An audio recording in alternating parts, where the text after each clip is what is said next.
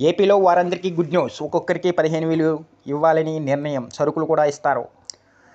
ఆంధ్రప్రదేశ్ మొంతా తుపాను వణికించింది. ప్రజలు, రైతులు, చేనేత కుటుంబాలు నష్టపోయాయి. ఈ క్రమంలో ప్రభుత్వం కీలక నిర్ణయం తీసుకుంది. మొంతా తుపాను వల్ల నష్టపోయిన చేనేత కార్మికులకు అండగా నిలుస్తుంది. తుపాను వల్ల నష్టపోయిన చేనేత కుటుంబాలను ఆదుకుంటామని, పరిహారం అందిస్తామని చేనేత ఔలి శాఖ మంత్రి సవితా గారు తెలిపారు.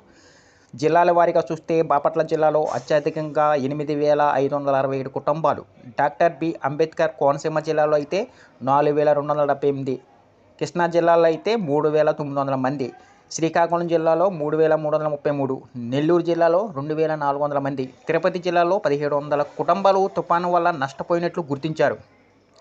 మిగతా జిల్లాల్లో కూడా బాధితులను గుర్తిస్తామని, వారికి అవసరమైన నిత్యావసర సరుకులు అందజేస్తామని మంత్రి తెలిపారు. ఈ వీడియోని ఎక్కడ స్కిప్ చేయకుండా పూర్తి వరకు చూడండి. అలాగే ఈ వీడియో కానీ మీకు నచ్చినట్లయితే మీ ఫ్యామిలీ మెంబర్స్కి, ఫ్రెండ్స్కి షేర్ చేయండి. వాళ్ళకి ఇన్ఫర్మేషన్ యూజ్ అవ్వచ్చు. ఒక చిన్న లైక్ చేసి మా ఛానల్ సపోర్ట్ చేయండి.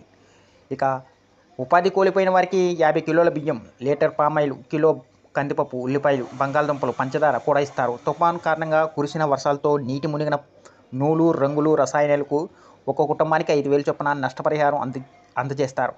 రాష్ట్రంలో మొంతా తుఫాను తర్వాత చేసిన సర్వేలో 27,982 మంది చేనేత కుటుంబాలు నష్టపోయినట్లు గుర్తించామని మంత్రి తెలిపారు. 3 మగ్గాలు పూర్తిగా దెబ్బతిన్నాయి. మరో 3 మగ్గాలకు చిన్ననాటి నష్టం జరిగింది అని అన్నారు.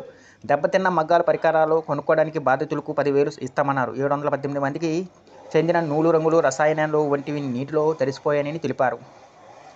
మొంతా తుఫాను పంట నష్టంపై ఫోకస్. మరోవైపు మొంతా తుఫాను కారణంగా పంట నష్టం నమోదుపై ప్రభుత్వం ఫోకస్ పెట్టింది.